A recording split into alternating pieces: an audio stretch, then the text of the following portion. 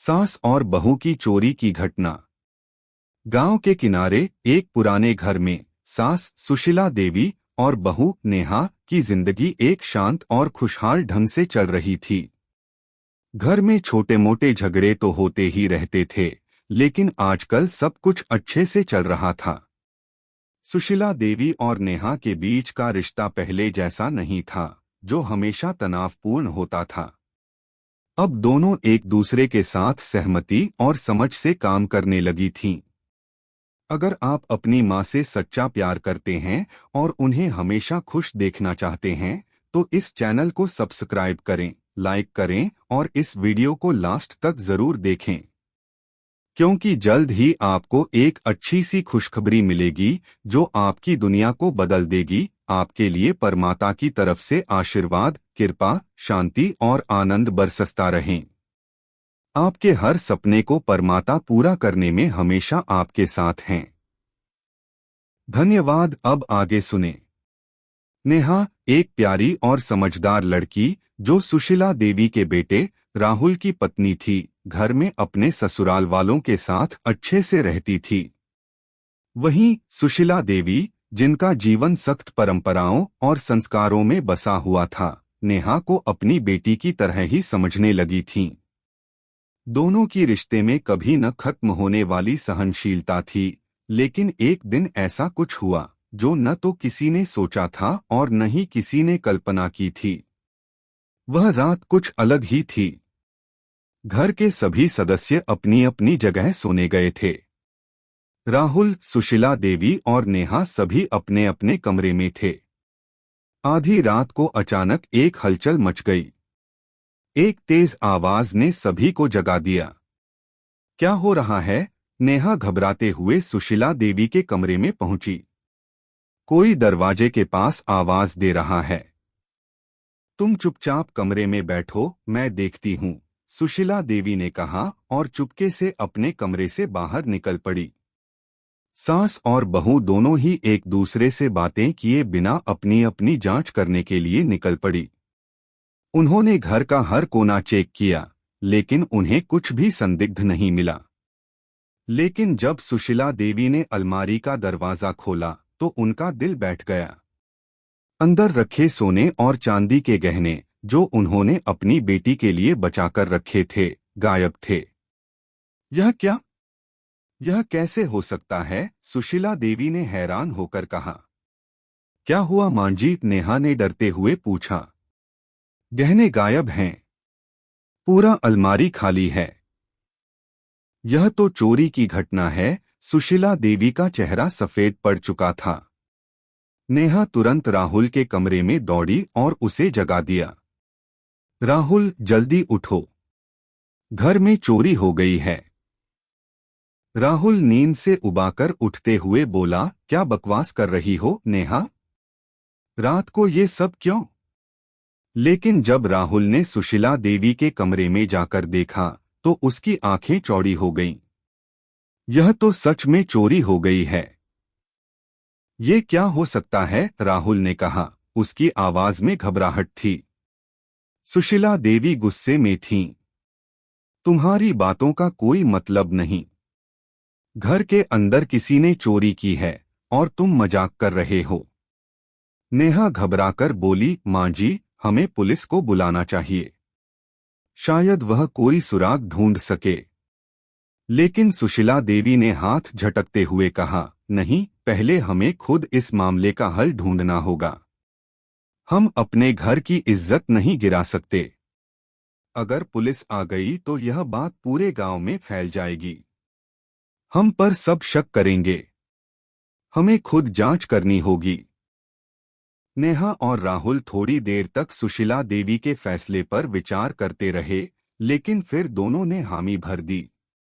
ठीक है मां जी, हम एक दूसरे से मिलकर इस रहस्यमयी चोरी का खुलासा करेंगे, नेहा ने कहा। सुशीला देवी ने निश्चय किया कि वे चुपचाप घर के भीतर छानबीन करेंगी और किसी को भी इस बारे में न बताएंगी। इसके बाद उन्होंने खुद से एक योजना बनाई कि वह किसे संदेह कर सकती हैं। सबसे पहला सवाल जो उनके दिमाग में आया वह था कि क्या घर के भीतर कोई अपरिचित व्यक्ति आ सकता था। सुशीला देवी ने घर में काम करने वाले नौकरों को बुलाया। पहला कदम यह था कि वह सभी से पूछताछ करें कि क्या वे किसी बाहरी व्यक्ति को घर में घुसते हुए देखे थे, लेकिन उन्हें कुछ भी असामान्य नहीं मिला। तभी नेहा ने ध्यान दिया कि गहने गायब होने के बाद किसी ने घर की किताबों की अलमारी के दरवाजे को भी हल्के से खुला छोड़ दिया था। यह एक अजीब सी बात थी, क्योंकि आमतौर पर कोई भी सामान छोड़कर नहीं जाता। यह कुछ और ही बात लगती है। शायद यह अंदर का ही कोई काम है, नेहा ने कहा, और फिर सुशीला देवी ने सिर झुकाते हुए कहा, हाँ, तुम सही कह रही हो। अगर यह किसी बाहरी का काम नहीं है तो फिर यह घर के भीतर से ही कोई किया होगा। इस बात पर सभी चुप हो गए। घर में इस चोरी के रहस्य ने सबको घेर लिया था। सास और बहू दोनों ही एक नई दिशा में इस मिस्ट्री को सुलझाने की योजना बनाने लगे। सुशीला देवी और नेहा दोनों मिलकर चोरी के मामले की गहराई से जांच करने का निश्चय कर चुकी थीं। उन्होंने फैसला किया कि वह पहले घर के भीतर के सभी लोगों से पूछताछ करेंगी। सबसे पहले उन्होंने घर में काम करने वाले नौकरों को बुलाया। राहुल भी अब पूरी तरह से जाग चुका था और उसने भी इस घटना पर विचार करना शुरू कर दिया था। हमें इस मामले को पूरी तरह से सुलझाना होगा, उसने कहा। अगर हम जल्द कार्रवाई नहीं करते तो हमारे ऊपर ही शक पड़ सकता है। सुशीला देवी ने एक कड़क आवाज में कहा, हमारी सबसे बड़ी चिंता यह नहीं है कि लोग हमें शक की नजरों से देखेंगे, बल्कि यह है कि हमारी इज्जत की कोई भी निंदा न करे। यह चोरी किसी के नफरत का कारण हो सकती है या फिर कोई जानबूझकर हमें नुकसान पहुंचाना चाहता है। नेहा चुपचाप सुन रही थी। उसे पता था कि अगर वह अपने सास-ससुर से इस मामले को हल करने में मदद नहीं करती तो यह सिर्फ और अधिक जटिल हो सकता है। वह उन्हें पूरा समर्थन देना चाहती थी, लेकिन उसने अब तक किसी भी बाहरी व्यक्ति को नहीं देखा था जो शक के दायरे में आता हो। उसने अपनी चुप्पी तोड़ी और कहा, मां जी, हमें घर के अंदर के लोगों से शुरुआत करनी चाहिए। सुशीला देवी ने सिर हिलाया और नौकरों को बुलवाने का आदेश दिया। पहले उन्हें रामू को बुलाया, जो घर के बगीचे की देखभाल करता था। रामू एक साधारण सा आदमी था जो कई सालों से इस घर में काम कर रहा था। वह हमेशा खुश रहता और कभी किसी बात पर शक नहीं होता था। रामू जब कमरे में आया तो उसने सिर झुकाकर कहा, क्या हुआ बाबूजी? सब ठीक है ना? रामू, सुशीला देवी ने सख्त स्वर में पूछा, क्या तुमने कल रात कुछ अजीब देखा था? कोई बाहरी व्यक्ति या कोई अनहोनी घटना? रामू थोड़ी देर चुप रहा। फिर उसने डरते हुए कहा, जी नहीं बाबूजी, मैं तो रात को बगीचे में काम कर रहा था, बस। मुझे तो कुछ भी नहीं दिखा। घर में कोई बाहर से आया हो, मुझे तो नहीं दिखा। नेहा और सुशीला देवी एक दूसरे को देखकर चुप हो गए। फिर उन्हें महसूस हुआ कि शायद रामू को तो कुछ नहीं पता होगा, क्योंकि वह रात भर बगीचे में था। उन्होंने रामू से और कुछ नहीं पूछा और उसे जाने दिया।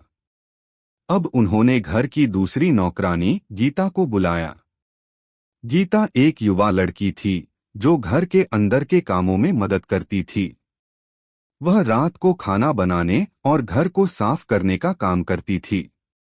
गीता, सुशीला देवी ने फिर से वही सवाल पूछा, तुमने क्या देखा था? रात को क्या किसी ने घर के अंदर कोई अजीब हरकत की थी? गीता थोड़ी देर चुप रही और फिर उसने कहा, नहीं बाबूजी, मुझे तो कुछ खास नहीं दिखा। लेकिन हाँ, मुझे याद आता है कि रात को अचानक दरवाजे की आवाज आई थी, लेकिन फिर मुझे लगा कि शायद हवाओं के कारण हो। मुझे नहीं लगा कि कुछ गलत हो सकता है। सुशीला देवी और नेहा फिर से चुप हो गईं। उन्हें अब तक किसी भी नौकर से कोई अहम जानकारी नहीं मिल पाई थी। अब वह यह सोचने लगीं कि क्या कोई अन्य व्यक्ति घर में घुसकर चोरी कर सकता था या फिर किसी ने घर के भीतर से ही यह सब किया था। अगले दिन सुशीला देवी ने घर के एक एक कोने को ध्यान से चेक करना शुरू किया। उन्होंने गहनों की अलमारी के आसपास के सभी निशान देखे। अलमारी के दरवाजे के पास एक हल्का सा निशान था जो यह दर्शाता था कि किसी ने दरवाजे को खींचने की कोशिश की थी। यह कुछ और ही कहानी कह रहा है, सुशीला देवी ने नेहा से कहा। यह हमें और गहरे जांच की ओर ले जा रहा है। नेहा ने सोचा और फिर कहा, क्या आपको लगता है कि कोई घर के अंदर से ही यह कर सकता है? मुझे लगता है, सुशीला देवी ने कहा, क्योंकि बाहर से कोई व्यक्ति चोरी करने के बाद आसानी से भाग सकता था, लेकिन यहाँ तो ऐसा कुछ नहीं हुआ। चोरी करने के बाद कोई भी इस घर में छिपा नहीं है। इसलिए यह संभव है कि यह काम किसी घर के सदस्य या नजदीकी परिचित ने किया हो। अब दोनों को यह एहसास हुआ कि जो भी चोर था वह शायद घर के एक नजदीकी व्यक्ति या परिवार का सदस्य हो सकता है। हमें अब सभी की जांच करनी होगी, नेहा ने कहा। किसी ने यह सब किया है तो वह अपना ही कोई होगा। सुशीला देवी ने हामी भरी और सोचा कि यह समय है कि वे घर के सभी दस्तावेज और महत्वपूर्ण सामान को अच्छे से चेक करें। शायद कुछ सुराग मिले जो चोर की पहचान करवा सके। सुशीला देवी और नेहा दोनों ने घर के दस्तावेज चेक करना शुरू किया। इस दौरान राहुल भी उनके पास आया और कहा, क्या आप दोनों कुछ सोचने में मदद कर सकती हैं? मुझे लगता है कि यह मामला बड़ा हो सकता है। नेहा और सुशीला देवी ने एक दूसरे को देखा और फिर यह तय किया कि अब वे अपने अगला कदम उठाने से पहले घर के भीतर और भी गहरे जांच करेंगे। चोरी के मामले में कुछ भी साफ नहीं था। सास और बहू ने मिलकर जितनी भी जांच की थी वह कोई ठोस परिणाम नहीं ला सकी थी। घर के सभी सदस्य और नौकर संदिग्ध नहीं लग रहे थे, फिर भी किसी न किसी ने तो यह सब किया था। अब दोनों को यह महसूस होने लगा था कि शायद यह कोई जानबूझकर किया गया कृत्य था ताकि किसी को नुकसान पहुंचाया जा सके। सुशीला देवी और नेहा दोनों चिंतित होकर बैठे थे। राहुल भी अब कुछ समझने की कोशिश कर रहा था, लेकिन वह भी कुछ खास नहीं कर पा रहा था। सुशीला देवी ने धीरे से कहा, यह बहुत ही जटिल मामला है। लगता है कि कोई हमारे करीब है जो हमें नुकसान पहुंचाना चाहता है। हमें किसी पर शक करना होगा। नेहा ने पूछा, क्या आप किसी पर शक कर रही हैं, मां जी?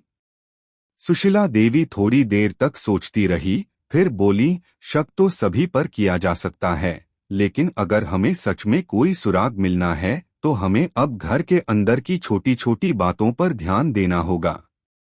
नेहा ने सिर झुकाया और कहा, ठीक है, हम सब कुछ फिर से एक बार ध्यान से देखेंगे।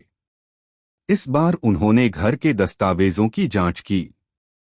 सुशीला देवी ने अपनी चाबियों का गुच्छा निकाला और एक बड़ी पुरानी अलमारी को खोला जिसमें घर की सारी महत्वपूर्ण दस्तावेज रखी जाती थीं। उन्होंने अलमारी के अंदर का सामान बाहर निकाला और बड़े ध्यान से एक एक कागज पलटने लगीं। यह क्या? अचानक सुशीला देवी ने एक कागज को पलटा और उसमें कुछ खास नोट्स देखे। नोट्स में लिखे थे, गहनों के बिना घर में कोई अहमियत नहीं। यह लिखावट देखकर सुशीला देवी का चेहरा उतर गया। यह एक बहुत ही संदिग्ध बात थी, क्योंकि यह नोट किसी ने जानबूझकर लिखा था। यह नोट्स कहीं न कहीं चोरी करने वाले व्यक्ति के मनोविज्ञान को दर्शा रहे थे। क्या यह चोरी सिर्फ गहनों के लिए की गई थी या फिर इसके पीछे कोई और बड़ा मकसद था? नेहा ने नोट्स को देखा और गहरी सांस ली। यह तो बहुत ही अजीब बात है, मां जी। लगता है कि यह किसी ने जानबूझकर किया है ताकि हम इसे समझ न पाएं। सुशीला देवी ने कागज को ध्यान से देखा और फिर बोली, यह एक तरह का संकेत है, यह किसी खास व्यक्ति का काम हो सकता है। नेहा ने थोड़ा सोचते हुए कहा, मुझे लगता है कि हमें अब घर के भीतर के लोगों की ही और गहराई से जांच करनी चाहिए। शायद कोई हमारे आसपास ही है जो इस चुपके चुपके चोरी को अंजाम दे रहा है। सुशीला देवी ने हामी भरते हुए कहा, तुम सही कह रही हो। हमें और भी सतर्क रहना होगा। अगले दिन उन्होंने घर के हर सदस्य से एक बार फिर पूछताछ की। राहुल और नेहा ने यह तय किया था कि इस बार किसी से कोई बात नहीं छुपानी चाहिए और हर व्यक्ति से सवाल करना चाहिए। पहली बार वे फिर से रामू से मिले। रामू अभी भी घर के बगीचे में ही काम कर रहा था। सुशीला देवी और नेहा ने उसे बुलाया और इस बार सीधे सवाल किया, रामू, क्या तुमने कभी किसी को घर में आकर जाते देखा है? रामू थोड़ी देर चुप रहा। फिर उसने धीरे से कहा, मुझे याद आता है कि रात को मैं बगीचे में काम कर रहा था तो मैंने कुछ हलचल सुनी थी, लेकिन मैंने सोचा कि शायद हवा का असर है। मुझे लगता है कि मेरे अलावा किसी और ने यह देखा होगा। कौन? सुशीला देवी ने तुरंत सवाल किया। जी, मुझे पता नहीं, लेकिन हो सकता है कि गीता या किसी और ने देखा हो। सुशीला देवी और नेहा दोनों ही हैरान हो गईं। यह एक नया पहलू था जो उनके सामने आया था। अब गीता पर भी शक बढ़ने लगा था। उन्होंने गीता को बुलवाया और उससे भी सीधे सवाल किया, गीता, क्या तुमने रात को किसी को घर में आकर जाते देखा था? सुशीला देवी ने पूछा। गीता थोड़ी घबराई हुई दिखी, लेकिन उसने नजरें झुकाकर कहा, जी नहीं, मैंने किसी को देखा नहीं। लेकिन हाँ, मुझे याद आता है कि रात को अलमारी के पास एक हल्की सी आवाज आई थी। नेहा और सुशीला देवी एक दूसरे को देखकर चुप हो गए। गीता का यह बयान कुछ संदिग्ध सा था। क्या वह जानबूझकर कुछ छुपा रही थी? फिर वे घर के एक और सदस्य शंकर दद्दा से मिले, जो घर के पुराने नौकर थे और अब आराम से घर के भीतर रहते थे। शंकर दद्दा एक वृद्ध व्यक्ति थे और वह हमेशा घर के आंगन में ही बैठकर समय बिताते थे।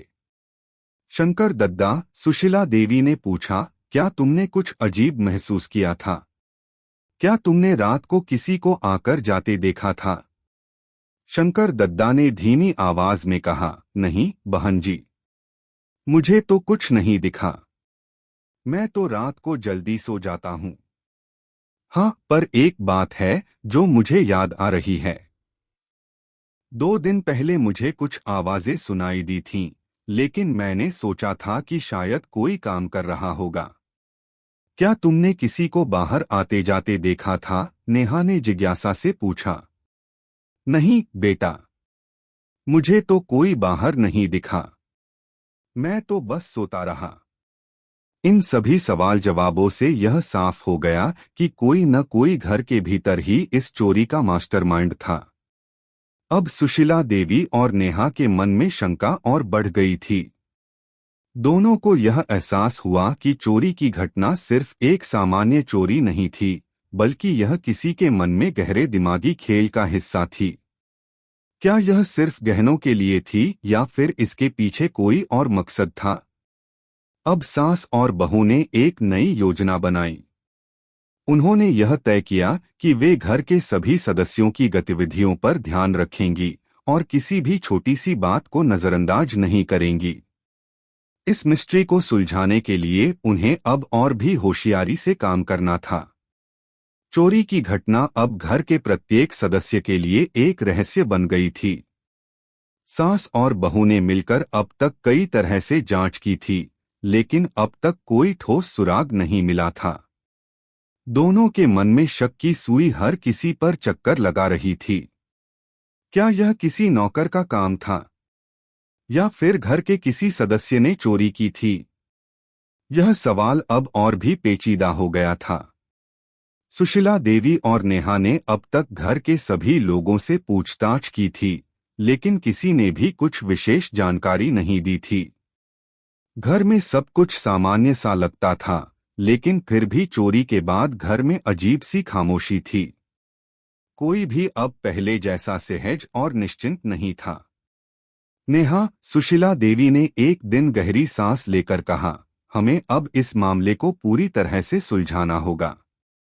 यह सिर्फ गहनों की चोरी नहीं है, बल्कि इससे कहीं अधिक है। यह किसी का व्यक्तिगत प्रयास हो सकता है जो हमें नुकसान पहुंचाने के लिए किया गया है। लेकिन मां जी, नेहा ने चिंतित स्वर में कहा, हमें कोई ठोस जानकारी नहीं मिल रही है। क्या हमें पुलिस को बुलाना चाहिए? सुशीला देवी ने सिर झुका लिया और बोली, नहीं नेहा, हमें पुलिस की मदद नहीं लेनी चाहिए। अगर हम पुलिस को बुलाते हैं तो यह मामला और जटिल हो जाएगा। हम खुद इसे सुलझा सकते हैं, बस हमें और सतर्क रहना होगा।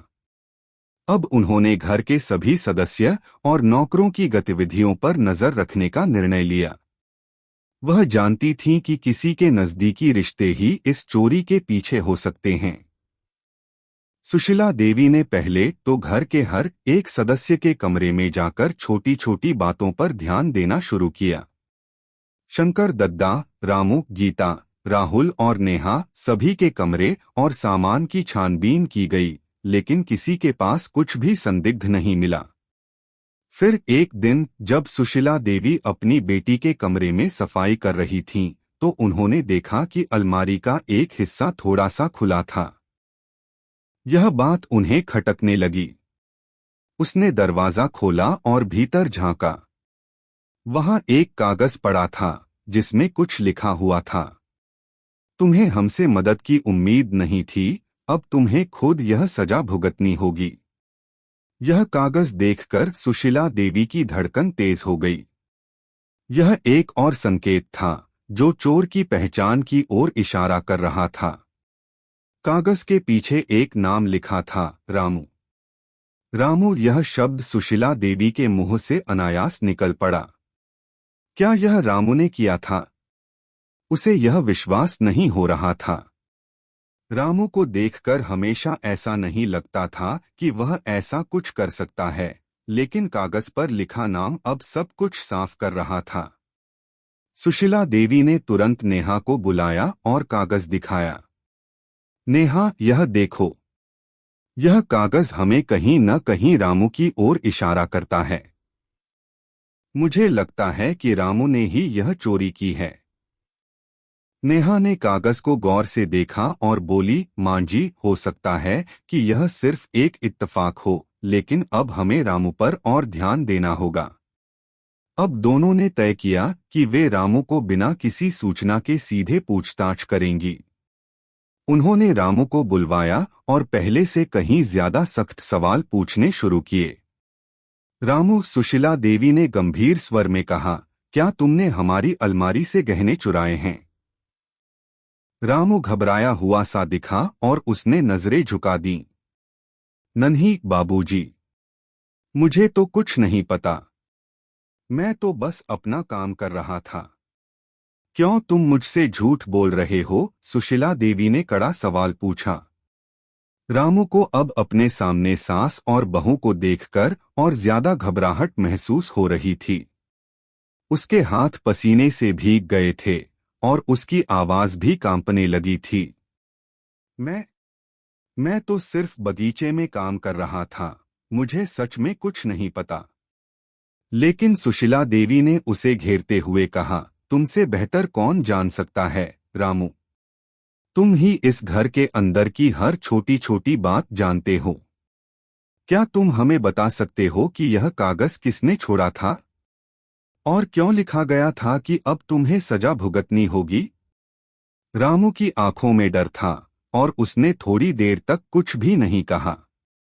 फिर उसने कमजोर स्वर में कहा, यह कागज मेरा नहीं है बाबूजी। लेकिन मुझे लगता है कि यह वही कागज है जो मुझे कुछ दिन पहले मिला था। क्या? सुशीला देवी ने चौंकते हुए पूछा, तुमने इसे पहले क्यों नहीं बताया?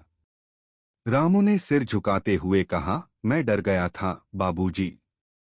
मुझे लगा कि अगर मैंने यह सब बताया तो आप लोग मुझसे नाराज हो जाएंगे। नेहा और सुशीला देवी दोनों ही चौंक गईं।